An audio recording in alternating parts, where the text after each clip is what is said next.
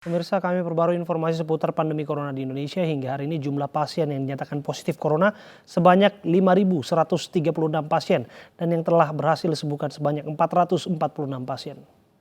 Update data COVID-19 per tanggal 15 April pukul 12.00. Uji PCR yang sudah kita laksanakan adalah lebih dari 36.431 spesimen yang kita periksa dari 33.001 orang. Hasil positif reaktif akumulatif sampai dengan hari ini sebanyak 5.136 orang.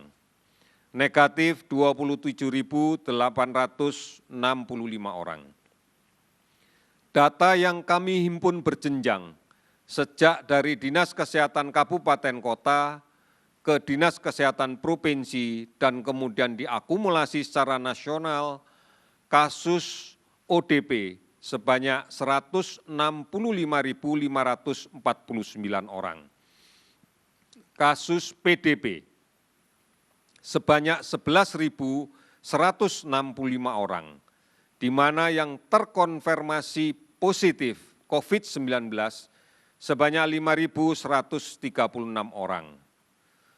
Dari jumlah ini, alhamdulillah 446 sembuh, 468 meninggal.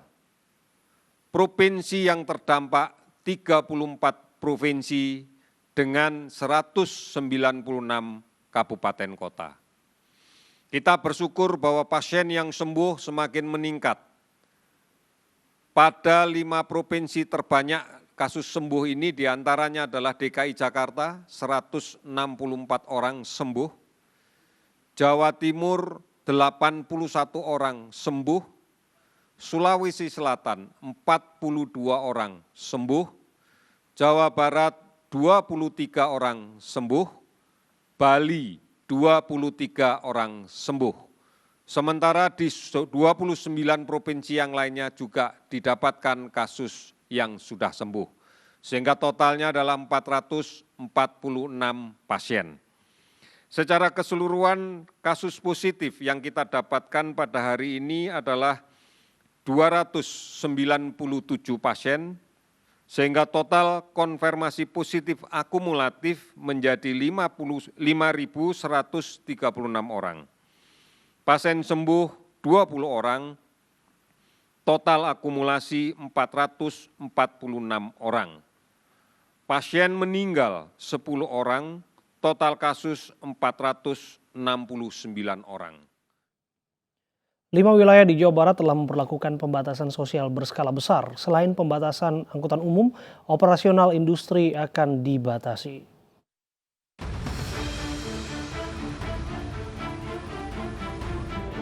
Penerapan pembatasan sosial berskala besar mulai dilakukan di 5 wilayah di Jawa Barat. Kota Depok, Kota Bogor, Kabupaten Bogor, Kota Bekasi, dan Kabupaten Bekasi mulai memberlakukan PSBB selama 14 hari sejak 14 April 2020. Semakin meluasnya penerapan PSBB membuat setiap kepala daerah mengeluarkan aturan untuk membatasi interaksi sosial. Setelah pembatasan transportasi umum, Pemda di 5 wilayah ini mulai membatasi kegiatan perkantoran termasuk industri seperti pabrik. Physical distancing akan diterapkan secara ketat agar penyebaran COVID-19 bisa ditekan. Setiap pekerja yang akan masuk pabrik harus menjaga jarak saat antri pengecekan suhu tubuh. Bahkan di Kabupaten Bogor, pabrik boleh tetap beroperasi, namun harus mengikuti aturan PSBB. Bupati Bogor Ade Yasin meminta manajemen pabrik melakukan tes cepat COVID-19 kepada setiap karyawannya. Hasil tes cepat nantinya akan menjadi acuan bagi Pemkab Bogor untuk memberikan izin operasi atau tidak. Sementara itu, Pemda Jawa Barat juga telah menginstruksikan kepada seluruh perusahaan yang bergerak di sektor yang masih boleh beroperasi untuk membuat surat tugas kepada karyawannya agar tidak ditindak di jalan ketika menuju tempat kerja. Sudah ada dan sudah saya arahkan kepada pelanggar aturan PSBB nanti dikasih surat tilang. Ya. Surat tilangnya ini ada di kepolisian. Jadi pada mereka yang bukan di sektor yang dikecualikan atau mereka yang masih tidak taat terhadap himbauan dari bupati, nanti polisi ada surat tilang yang diberikan kepada para pelanggar. Menanggapi PSBB yang mulai diterapkan, Asosiasi Pengusaha Indonesia meminta kepada semua perusahaan untuk mengikuti aturan PSBB yang diterapkan. Pembatasan operasional industri dibatasi karena memiliki pekerja yang berjumlah ribuan dan rawan penularan COVID-19. Sementara itu di pihak industri sudah banyak perusahaan yang merumahkan karyawannya akibat dampak dari COVID-19. Sebagian perusahaan juga ada yang memotong upah karyawan agar produksi pabrik bisa tetap berjalan tanpa melakukan PHK. Dengan pembatasan diharapkan penyebaran COVID-19 bisa ditekan dan mempermudah pemerintah daerah untuk menerapkan pembatasan sosial berskala besar. Tim Liputan iNews melaporkan. Lantas bagaimana pembatasan sosial berskala besar dilakukan pada operasional industri selama ini dilakukan? Kita akan membahasnya bersama dengan Bupati Bogor Ade Yasin, Ketua Bidang Kebijakan Publik Apindo Sutrisno Iwantono, dan ahli epidemiologi Universitas Indonesia Dr. Pandu Riono. Assalamualaikum, selamat malam semua, selamat sore semuanya. Selamat sore. Ya, saya terlebih dahulu ke Bupati, ke Bu Ade Yasin. Bu, apa evaluasi penerapan hari pertama PSBB di sana, utamanya terkait dengan operasional industri? Ya, hari ini kan hari pertama ya, Ya. pemberlakuan PSBB, tentunya masih banyak kekurangan dan kendala.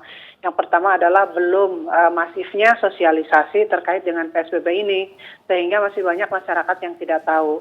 Jadi hari pertama kami masih bisa memberikan dispensasi sama para pelanggar aturan ya, yang kami lihat di jalan-jalan raya masih banyak yang belum sadar diri untuk memakai masker, dan juga masih banyak peraturan kaitan dengan jaga jarak juga itu belum bisa dilaksanakan, dan masih ada juga toko-toko yang di luar toko pangan itu buka, sehingga ini tentunya menjadi PR buat kami untuk memasifkan kembali sosialisasi.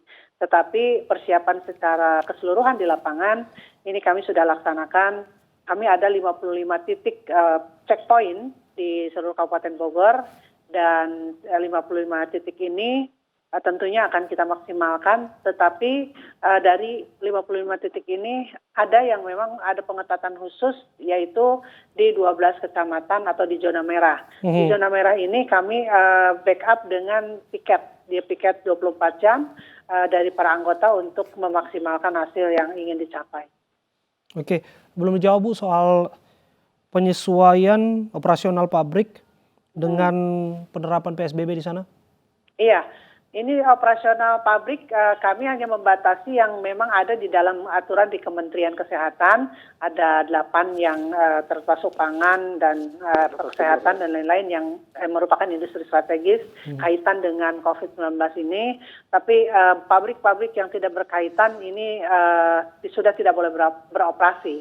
Karena kami khawatir ketika ada satu pabrik, misalkan kemarin ada satu pabrik yang 7.000 orang karyawannya. Nah, ini bayangkan kalau dari 7.000 ini satu saja terpapar, entah dia terpaparnya di jalan ketika naik angkot atau dia pulang ke rumah dan lain sebagainya, ketika masuk kerja dalam satu ruangan 7.000 orang ini terancam. Jadi kita tidak ingin seperti itu karena ini dalam masa pembatasan, jadi kita terapkan tanpa kecuali. Untuk pabrik-pabrik yang tidak ada kaitannya dengan kesehatan dan pangan ataupun industri strategis yang ada di dalam peraturan Kemenkes. Jadi kita ingin ini ditegakkan. Kalau masih ada yang melanggar, tentunya ada sanksi. Ya, sanksinya kita berlakukan dalam undang-undang kesehatan atau undang-undang yang karantina kesehatan. Dan kalau di lapangan di mana di jalan raya, kami sudah minta kepada Pak Kapolres sebagai pelaksana teknis di lapangan untuk menerapkan tilang, karena ini juga mereka juga tidak melaksanakan aturan di jalan raya. Oke, untuk permintaan pelaksanaan rapid test bagi seluruh karyawan pabrik ini bersifat wajib atau seperti apa, Bu? Ya, rapid test ini penting karena kita ingin tahu apakah di dalam perusahaan itu memang ada yang terpapar atau tidak. Ini kan rapid test itu sebetulnya seleksi awal saja. Seleksi awal, tadi juga saya bertemu dengan Pak Gubernur untuk cek salah satu pabrik. Pak Gubernur juga menyarankan seperti itu, bahwa semua seharusnya di rapid test, karena alat rapid test ini sudah mudah ditemukan dan sudah bisa dibeli di mana-mana, sehingga ada keamanan dan kenyamanan bagi karyawan juga bagi manajemen ketika di aman, itu dalam posisi aman, di rapid ini semuanya sudah aman, itu bisa untuk tetap beroperasi. Gitu. Oke, saya akan sapa Pak Sutrisno Iwantono dari Apindo. Pak Sutrisno. Ya, selamat sore. Ya, Assalamualaikum. selamat sore Pak. Bagaimana tanggapan Bapak soal kewajiban untuk rapid test dan menjaga keamanan karyawan saat operasional pabrik seperti ini? Apakah ini bisa dipenuhi dalam masa penerapan PSBB di Bogor? Dan ini berbicara lebih luas lagi, Anda juga sudah punya jawabannya. Saya kira begini, karena kunci dari persoalan ini kan ada di virus corona itu sendiri. Oleh karena itu upaya untuk mencegah penyebaran dari virus ini menjadi prioritas gitu ya. Nah, segala upaya yang dilakukan dalam rangka mencegah penyebaran ini saya kira penting ya, termasuk rapid test ya, itu sebaiknya dilakukan supaya orang bekerja itu memang aman, tidak menjadi pusat penularan baru lagi gitu. Oke. Nah, akan seperti apa dampaknya Pak dengan PSBB ini dan operasional industri, produksi, dan bergulirnya nilai-nilai ekonomi di pabrik Pak? Kalau dari sisi nilai ekonomi ya sudah lama sebelum PSBB pun kita sudah susah ya. Kalau di Jakarta ini kan ya mall sudah tutup, pasar-pasar sudah tutup, ya yang lain juga demikian. Dan saya kira ini kan dilakukan pemerintah untuk mencegah penyebaran yang lebih luas. Tentu perusahaan pasti akan mengikuti aturan yang ditetapkan oleh pemerintah, karena semakin cepat ini berlalu, semakin cepat pula ekonomi kita akan membaik. Gitu. Disebutkan juga bahwa pengusaha agak dalam posisi sulit, bukan hanya secara keuangan di sini juga Pak, namun juga secara tanggung jawab kemanusiaan, di mana mereka juga harus merumahkan para karyawan-karyawannya. Bagaimana kenyataan sebetulnya Pak? Ya kenyataannya seperti itu. Kalau kita bicara hotel ya, sebelum adanya corona sebenarnya kan sudah susah juga dengan tingkat hunian antara 55%, bahkan yang non bintang yang kecil itu 35%. Ditambah dengan adanya corona ini sekarang okupansi rate-nya sudah mendekati 0 gitu. Nah, bayangkan seperti itu. Itu terjadi juga pada industri-industri lain ya. Otomotif misalnya, sepeda motor, itu juga mengalami penurunan yang sangat drastis. Belum lagi kalau kita bicara restoran ya, atau pedagang-pedagang yang ada di pasar Tanah Abang, di mall, itu sekarang sudah tutup semua. Dan ini kan tentu kondisi yang sangat-sangat tidak diinginkan, dan itu punya dampak luas, bukan hanya kepada industri, tetapi juga kepada masyarakat secara keseluruhan. Kita ini cash flow-nya sudah megap-megap ya.